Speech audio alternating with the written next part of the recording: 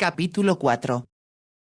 Mientras viajaba al lado de Miklos, Gisela sabía a dónde la llevaba, pero a la vez no le importaba dónde fuera con tal de que estuvieran juntos. El solo hecho de que tomara su mano le brindaba seguridad y sabía que si dejaba su vida en sus manos, nunca tendría que preocuparse por nada. En su mente persistía la aterradora sensación de que aunque él todavía no había dicho nada, era la última vez que lo vería y que el término de la velada significaría el adiós. Todas las preguntas que la asediaban podían resumirse en una sola: ¿por qué? Mas como no deseaba arruinar la felicidad de estar junto a él y escuchar su voz, se obligó a hablar con tranquilidad, aun cuando algo en su interior la impulsaba a gritarle, casi con pánico, que no podía perderlo. Me alegra muchísimo el gran éxito que tuvo tu padre. ¿Estuviste allí? Sí, te adiviné a través de mis binoculares, estabas muy bella. Me hubiera gustado saberlo.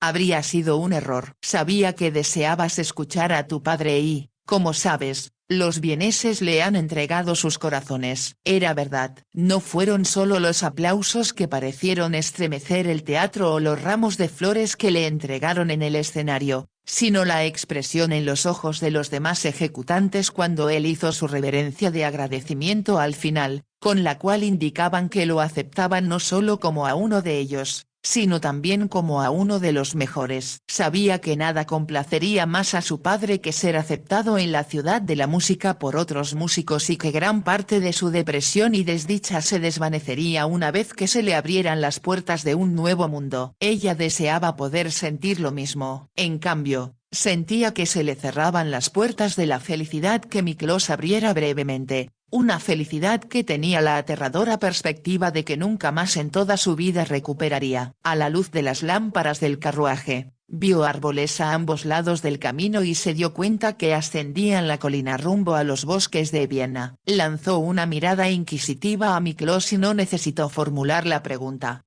Nos conocimos en los bosques y te llevo allí esta noche para despedirnos. Gisela apretó los dedos sobre los de él porque en el momento no encontraba palabras para decirle lo mucho que la lastimaba. Solo exhaló un suspiro que fue como un sollozo. Como si comprendiera sus sentimientos, Miklos se llevó su mano a los labios y besó sus dedos uno a uno. Guardaron silencio hasta que los caballos se detuvieron afuera de lo que Gisela supuso sería otra taberna. Esta era muy diferente a donde bailaran la noche anterior. Se encontraban en un lugar tan alto que toda la cuenca del Danubio se extendía a sus pies. No había jardín, sino una balaustrada de piedra desde la cual se gozaba de un panorama más hermoso todavía que el que Gisela viera desde los bosques. Cerca de la posada de la señora Bubna, las luces de la ciudad resplandecían, el Danubio era plateado y la luna nueva brillaba en el firmamento y su luz se extendía a las estrellas. Era tan hermoso que cuando se sentaron a la mesa junto a la balaustrada, por un momento ella miró el paisaje en lugar de ver a Miklos. Lo escuchó ordenar el vino y la cena, y cuando quedaron a solas, ya que no había otros comensales cerca de ellos, puso la mano sobre la de ella diciendo: «Mírame, Gisela». Ella se volvió hacia él y la luz de la luna y las estrellas iluminaba su cabello, y la luz proveniente de las ventanas de la taberna brilló en sus ojos y en sus mejillas. «Te amo», exclamó Miklos. «Suceda lo que suceda y sin importar lo que tengamos que hacer, deseo que recuerdes que te amo como jamás creí llegar a amar a ninguna mujer». La sinceridad de sus palabras la conmovió y ella, con voz tan baja que apenas se podía escuchar, susurró: «Por favor. No me dejes, tengo que hacerlo, mi preciosa, pero antes que te diga por qué, deseo que cenes y bebas algo. Ya has tenido hoy una experiencia emocionante. Y muy feliz. Deseo que seas feliz», dijo él con vehemencia. «Todo lo que te rodee y esté cerca de ti debe ser no solo bello, sino lleno de alegría de la vida», suspiró. «Eso es lo que significan los bosques de Viena», agregó. «La alegría de vivir, que es algo que los húngaros entienden mejor que cualquier ciudadano de otra nación del mundo». «Háblame de tu país». Se obligó a sí misma a decirlo porque en cierto modo era un tema impersonal y sabía por instinto que Miklos sufría. Y si él deseaba que ella fuera feliz, no podía tolerar pensar que a él lo lastimara o hiriera lo que tenía que decirle. «¿Cómo explicar la tierra que amo? Excepto que para mí, como para mucha otra gente, está encantada. Es lo que yo siempre sentí cuando leí acerca de ella. Hay algo intangible y elusivo en la atmósfera de mi país, que es como tú, mi preciosa. Tal vez por tu sangre húngara. Temo que sea muy poca. Una tatarabuela es una parienta muy lejana. Pero era una Rákóczi y supongo que sabes que Ferdinand Rákóczi es una de las grandes figuras románticas de la historia húngara. No lo sabía. Exclamó Gisela. Murió en 1735. Después de que se libró una encarnizada batalla contra los Habsburgo tras la cual fue elegido líder del país. Pero lo traicionaron y cuando mataron a uno de sus brillantes generales, se exilió en Turquía, donde murió. ¡Qué tristeza! Me hubiera gustado que la historia tuviera un final feliz. Jamás lo olvidarán. Todos los historiadores mencionan su dignidad y sentido humanitario durante las batallas y el exilio. Estoy convencido de que habría sido un gran rey. Gisela lo miró y suspiró. Cuentas la historia de manera tan conmovedora que siento que significa mucho para ti. Mi país significa mucho para mí, fue la respuesta. Mientras cenaban, Gisela solo pensaba en lo que Miklos tenía que decirle. Esa noche no había orquesta. Como música de fondo un piano tocaba con tanta suavidad que las notas parecían mezclarse con la brisa que mecía los árboles y se convertía en parte de la magia de las estrellas en lo alto y el panorama que se extendía a sus pies. Cada vez que te veo, le dijo Miklos, estás más bella que la vez anterior y sé que me será imposible ver el rostro de otra mujer, porque el tuyo estará siempre presente en mi corazón. Hablaba con una tristeza tan infinita que Gisela sintió como si una mano fría oprimiera su corazón y aunque no se había movido, le pareció que él empezaba a alejarse poco a poco y que en cualquier momento se encontraría sola mientras él se desvanecía. Cuando consideró que debía decirle la verdad, hizo a un lado la taza de café y murmuró. Dijiste que me amas. Y sé que te amo. Y que me será imposible amar a nadie más. Estaba turbada por lo que habló con voz muy baja. Se miraron y él tomó su mano entre las suyas. Escucha, mi adorada, no debes decir eso, ni siquiera pensarlo. Tienes que olvidarme y como sé que eres inteligente no dudo que lo harás. Gisela negó con cabeza. Lo que siento no tiene nada que ver con mi cerebro. Excepto que te admiro y adoro escucharte charlar y que me digas cosas. Mi amor proviene de mi corazón y de mi alma. Es tuyo y nunca puede entregarse a nadie más. Notó el dolor en la mirada de Miklos mientras le decía. Te juro, Gisela, que no era mi intención que esto sucediera. Pero sucedió. Y nada que digamos o hagamos lo puede evitar. Abruptamente él retiró las manos de la suya. Si te toco me resultará más doloroso expresar lo que tengo que decir. Dirigió una mirada perdida hacia el panorama y Gisela esperó hasta que empezó a hablar. Mi nombre verdadero es Miklos Esterházy. Pero dijiste que era Miklos Toldi. Lo sé, pero si conocieras un poco más la literatura húngara, mi amor, sabrías que era el nombre de un personaje ficticio de un romance escrito en 1574. ¿Por qué no me dijiste la verdad? Empezó a decir Gisela. Entonces se detuvo y exclamó. Esterházy. Papá los ha mencionado. Son una familia muy importante. Muy importante, repitió Miklos sonriendo entristecido. Tal vez la más importante de toda Hungría. Al menos así me gusta pensarlo. ¿Y tú perteneces a ella? Soy el cabeza de familia, el príncipe reinante. Gisela lo miró mientras él proseguía. Mi padre murió el año pasado y yo, como hijo único, heredé el título. Suspiró profundo, como si le fuera difícil continuar. Somos una familia muy grande, la sucesión ha pasado durante muchos años de padre a hijo, y yo me propuse hacerlo mejor, como lo hizo mi padre, por la familia y por mi país, por el que innumerables Esterházy han luchado y sacrificado su vida. Gisela guardó silencio concretándose a mirarlo con los ojos desorbitados. Comprenderás que una de las cosas que se le exige al príncipe reinante es que asegure la sucesión. Por eso vine a Viena. Durante años, mis familiares y mi padre me rogaron que eligiera esposa, pero siempre pensé que había tiempo suficiente y disfrutaba de mi libertad, ya que aunque hubo muchas mujeres encantadoras en mi vida no las amaba de la forma en que deseaba amar a la mujer que llevara mi apellido. Gisela tuvo una vaga idea de lo que iba a decirle y rezó en su interior para poder comportarse con dignidad a pesar de lo terrible que fuera el golpe que recibiera. Debido a la fuerte presión, vine a Viena a hospedarme con una de mis tías que está casada con un miembro de la familia real. Me informó que tenía en mente a varias jóvenes que consideraba adecuadas no solo para que se convirtieran en mi esposa, sino en la princesa de la casa de Esterházy. Miklos contuvo el aliento antes de proseguir.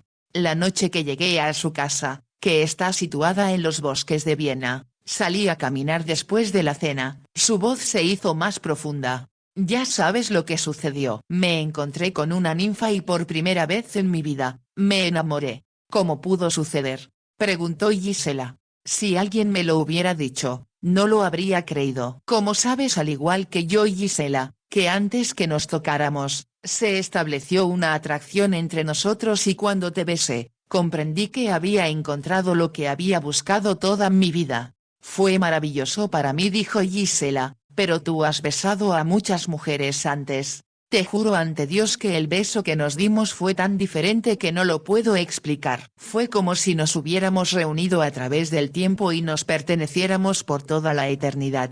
Yo también lo sentí así, susurró Gisela. Oh preciosa mía, mi amor fue algo tan intenso para mí que pareció estar escrito en el cielo con letras de fuego, que había encontrado el amor, un amor diferente, el amor que es parte de Dios. Gisela se conmovió al escuchar sus palabras y sintió que las lágrimas humedecían sus ojos. De pronto Miklos dijo con voz áspera: no te pongas así.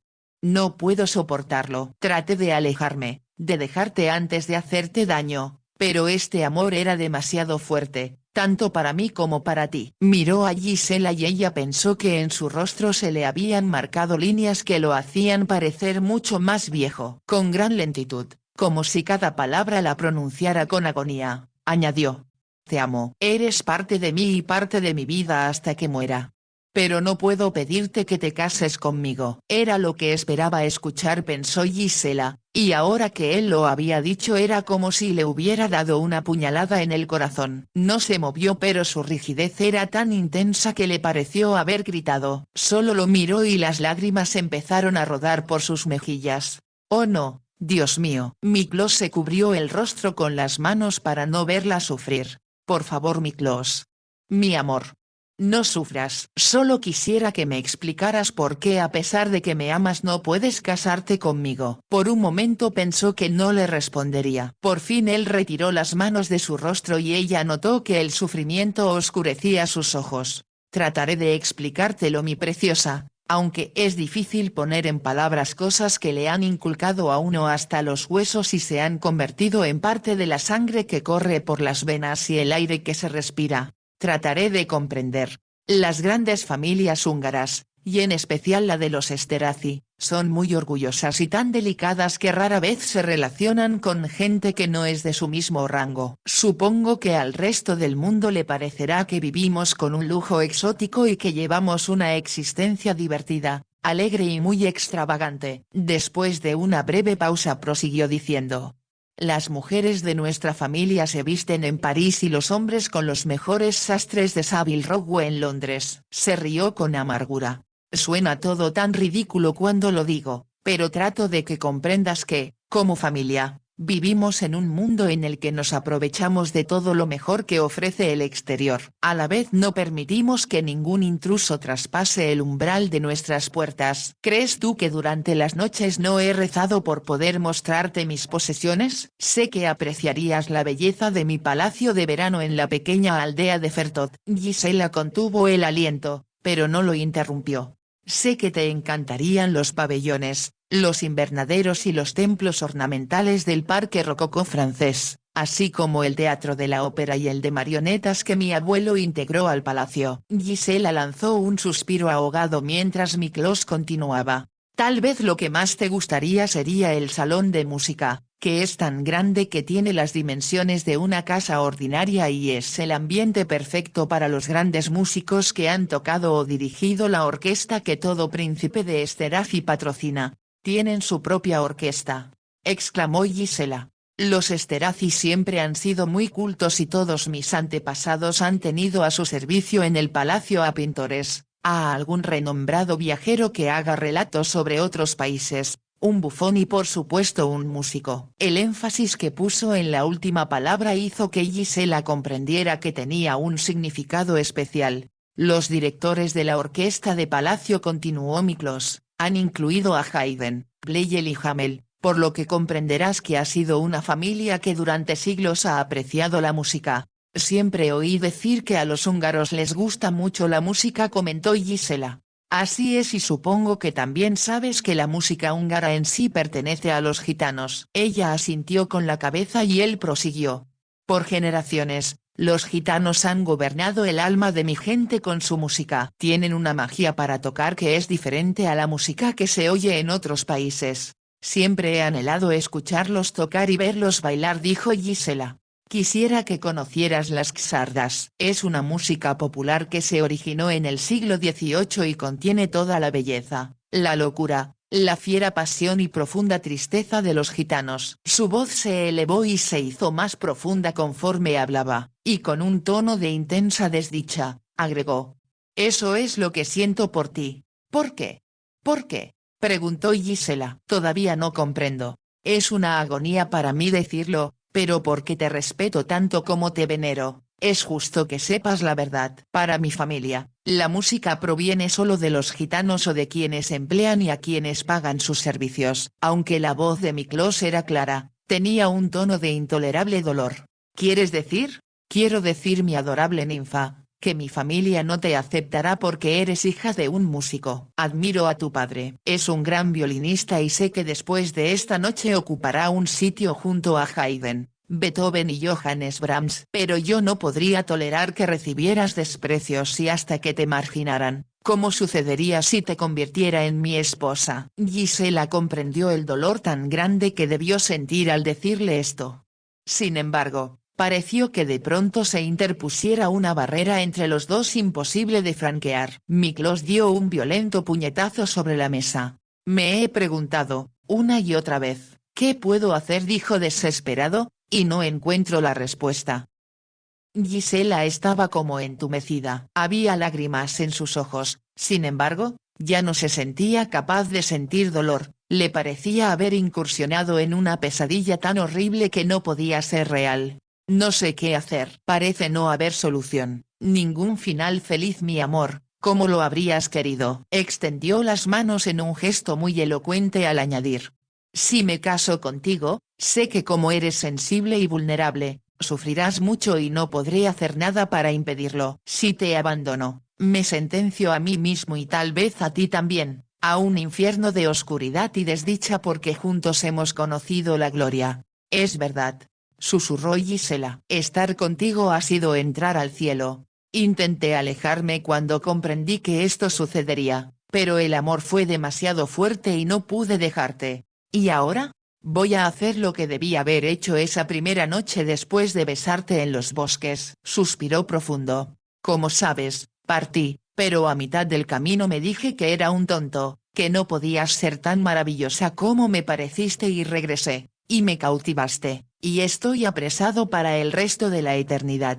¿En verdad me amas? Si te amara menos me casaría contigo, y al diablo con las consecuencias. Es porque te amo, porque eres todo lo que es perfecto, todo cuanto un hombre puede pedir y desear en una mujer, que no podría vivir sabiendo que eres desdichada. Pero, ¿cómo podré ser feliz sin ti? Eres muy joven. Olvidarás. ¿Tú lo harás? Es diferente. En realidad no. Sé que soy ignorante respecto a los hombres y supongo que nada mundana, pero el amor que siento por ti es tan abrumador y perfecto en todos sentidos que sé que cualquier sacrificio que tuviera que hacer no me importaría. Es lo que ahora piensas y es porque no eres mundana, mi amor, que no tienes idea de la crueldad que las mujeres pueden ejercer unas contra otras, y los hombres también, de manera más sutil pero que al acumularse, causa cicatrices que jamás se borran de la mente o del corazón. Comprendo lo que dices y supongo que debo reconocer que tiene razón.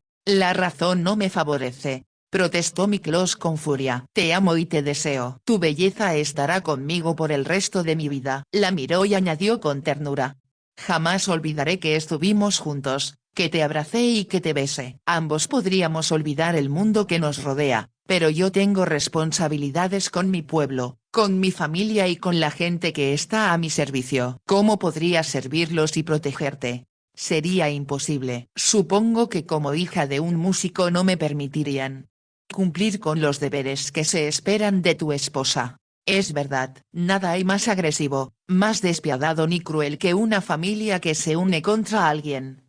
Hablas como si hubiera sucedido antes. Los húngaros somos gente apasionada. Cuando amamos lo hacemos con todo el corazón. Cuando odiamos es una emoción tortuosa y algunas veces salvaje. De pronto extendió las manos hacia ella. Oh mi amor, veo que intentas comprender y te amo por ello. No sabes el sufrimiento que me ocasiona no poder encontrar una solución a este dilema. Gisela colocó sus manos sobre las de él que con reverencia se las llevó a los labios. Una primero y después la otra antes de decir: ven, quiero que caminemos por entre los árboles y finjamos al menos un rato que eres en realidad la ninfa que creí cuando te vi por primera vez.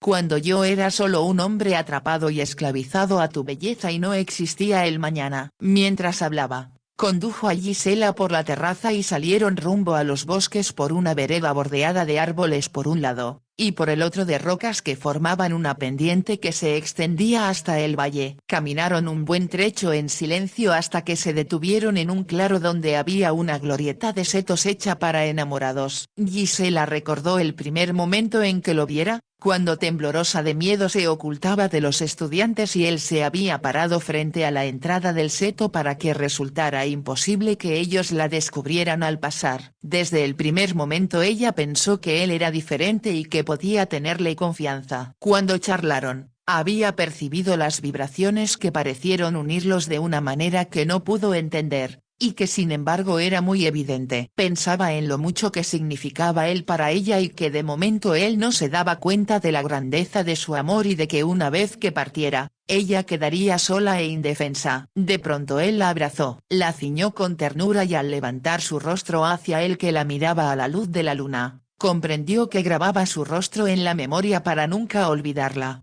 Te amo, susurró.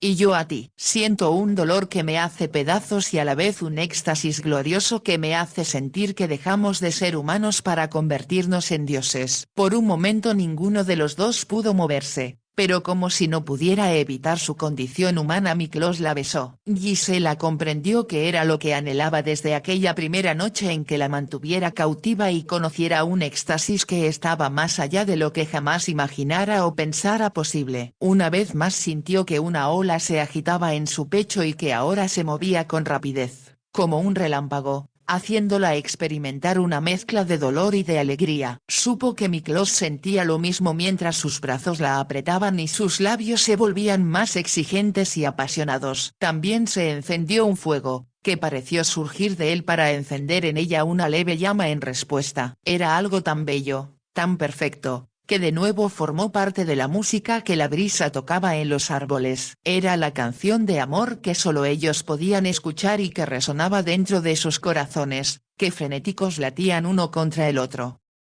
A Gisela le pareció como si Miklos la transportara a otro mundo, dejando atrás sus problemas y dificultades y la elevara al cielo donde ella se fundía con la luna y las estrellas. La brillantez de las estrellas la envolvió hasta que se sintió resplandecer con una luz que provenía del amor que sentía por él. La tensión la rindió por fin, y con un murmullo inarticulado, ocultó el rostro en el cuello de él. Sintió sus labios acariciando su cabello, pero no habló y Gisela comprendió que sentía lo mismo que ella, que le resultaba difícil volver a la realidad. Miklos comprendió que no había nada más que decir, nada más que pudieran añadir a un momento de embeleso tan intenso y tan sagrado. Apartó los brazos de Gisela, la tomó de la mano y la condujo por la vereda que los llevó de regreso a donde el carruaje los esperaba. Gisela subió y en cuanto el palafrenero cerró la puerta, Miklos la abrazó y la mantuvo muy cerca de él. Ella comprendió que la sinfonía de amor había llegado a su fin y que ninguno de los dos podía hacer nada más que aceptarlo. Muy juntos viajaron de regreso a Viena. Pasaron construcciones y lámparas de la calle que por segundos iluminaban el interior del carruaje. Finalmente se detuvieron frente a la puerta lateral del hotel. Sin esperar que se lo ordenaran, el palafrenero se apresuró a decirle al portero que abriera la puerta lateral. Fue hasta entonces cuando Gisela, a su pesar, se apartó de los brazos de Miklos. La luz de la calle alumbraba sus rostros y Gisela se dio cuenta de que Miklos sufría intensamente. Se abrió la portezuela y descendieron. Gisela se volvió hacia él. Miklos no la miraba, tenía la vista fija en las manos de ella, y lo oyó decir con suavidad: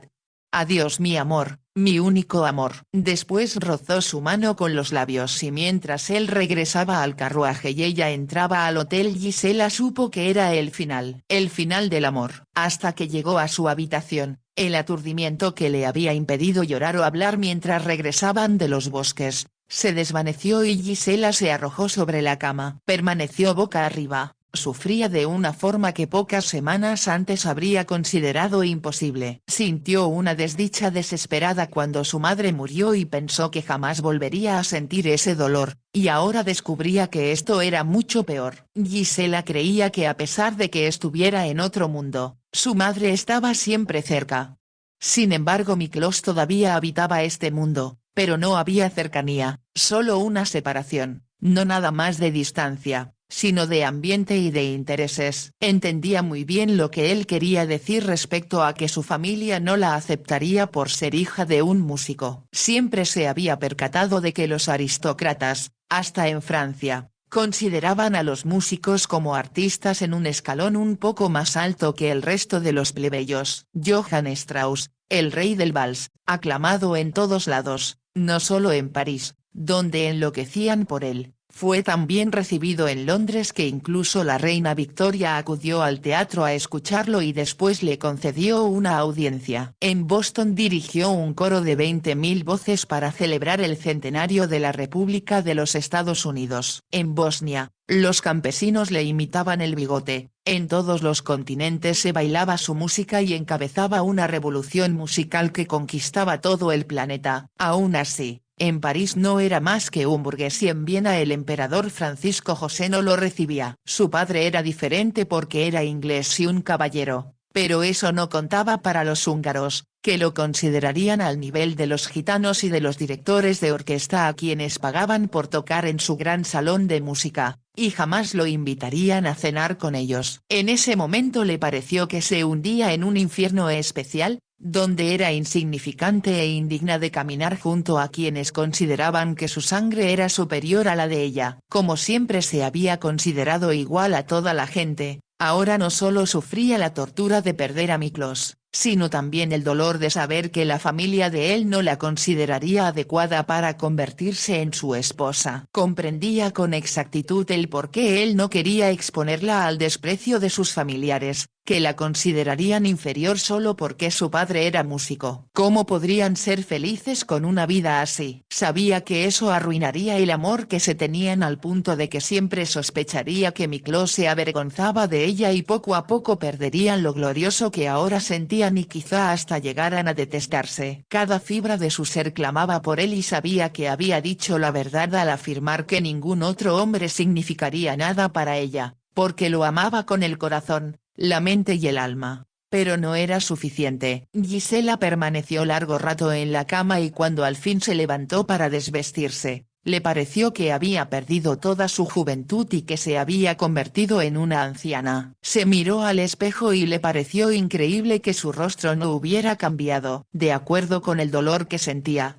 debía mostrar profundas arrugas y tal vez hasta convertirse en una máscara grotesca y deformada por el sufrimiento. Sin embargo, sus ojos se veían más grandes que nunca por las lágrimas no derramadas, sus mejillas estaban muy pálidas y parecía haberse extinguido una luz en su interior que la convertía en un fantasma de lo que fuera horas antes. Sabía que sí sufría, Miklos también, y porque lo amaba con una pasión que la hacía pedazos, le envió sus pensamientos como si tuvieran alas. Estaban tan identificados que se sentía segura de que él sabría que pensaba en él y que lo amaba. Oh Miklos, te quiero, gritó en su corazón. Abrió las cortinas y miró al exterior, donde por encima de los techos de las casas, vio elevarse las agujas de la catedral. Apuntaban hacia Dios y a Gisela le pareció que Dios la había desamparado y le había permitido echarle un vistazo al cielo, para después cerrarlo y dejarla desolada en una oscuridad que la rodearía durante el resto de su vida. Fue entonces que rezó por poder olvidar y que su tortura interior cesara. Aunque siempre amaría a Miklos, resultaría intolerable sufrir con la intensidad con la que sufría en ese momento. Y estaba firmemente convencida de que el amor que se tenían era mayor que el tiempo y el espacio. Ella lo amaría siempre, aunque él la olvidara y aun cuando el mundo que conocían terminara. El amor era más grande que todo, era omnipotente, poderoso, indestructible. El amor era Miklos y sin él ella nunca volvería a ser una persona completa, solo una mujer vacía, sin corazón. Fue entonces cuando empezó a derramar amargas lágrimas que corrían por sus mejillas, hasta que la presa se rompió y se convirtieron en un torrente.